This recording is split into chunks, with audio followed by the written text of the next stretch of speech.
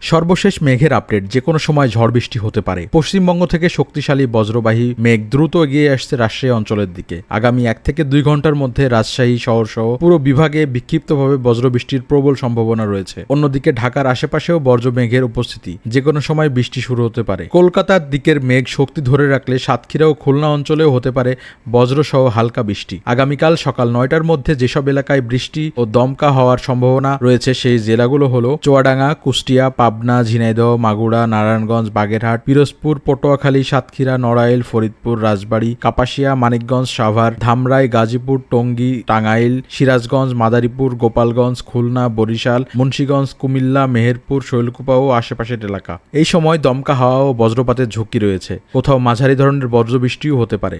অপ্রয়োজনে বাইরে বের হওয়া এড়িয়ে চলুন, নিরাপদে থাকুন। আপনি যদি নিয়মিত আবহাওয়ার খবর পেতে চান তাহলে আমাদের এই ইউটিউব চ্যানেলটি সাবস্ক্রাইব করুন এবং আমাদের ফেসবুক পেজটি ফলো দিয়ে আমাদের সাথে থাকুন। আপনি কোন জেলা থেকে এই ভিডিওটি দেখছেন কমেন্টে জানিয়ে দিতে পারেন।